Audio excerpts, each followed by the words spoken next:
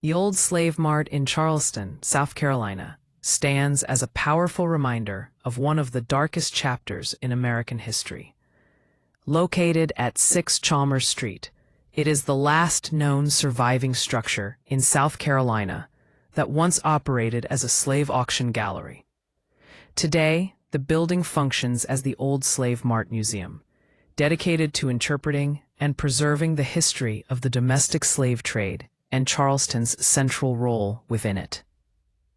Its evolution from a place of human suffering to an educational museum reflects both the painful legacy of slavery and the ongoing responsibility to remember and confront it. The history of the Old Slave Mart is tied to Charleston's place as one of the nation's busiest slave ports.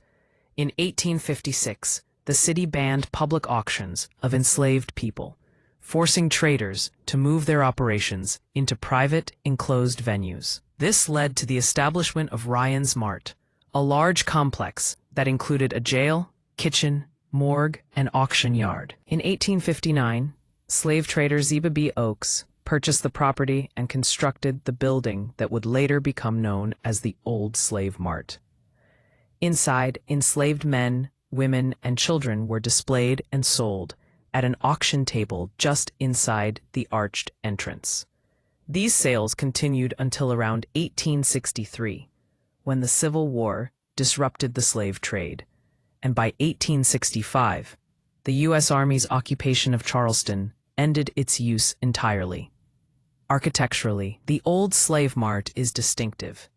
Its facade features 2 octagonal pillars flanking a central elliptical arch, which once served as the main entrance.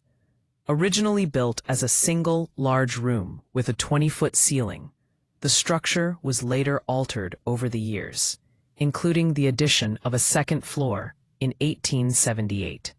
A building has had many uses since the Civil War, ranging from a tenement residence to an auto repair shop, but its original function remained an indelible part of its identity. In the 20th century, the building began its transformation into a place of education and remembrance. In 1938, Miriam B. Wilson purchased the property and opened a museum dedicated to African and African American art and history. Although her museum eventually closed in the 1980s, the site's historical importance was formally recognized in 1975 when it was added to the National Register of Historic Places. Later, the city of Charleston restored the building, and in 2007, it reopened as the Old Slave Mart Museum, operated in partnership with the South Carolina African American Heritage Commission.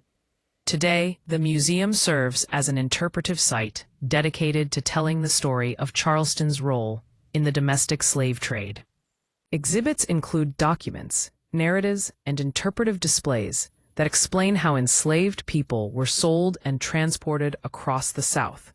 Many of the museum's staff members are descendants of enslaved people, which provides visitors with a deeply personal and moving perspective on the legacy of slavery. Although artifacts from the original auctions are limited, the museum's strength lies in its storytelling, reminding visitors of the human suffering and resilience tied to this building. /P part.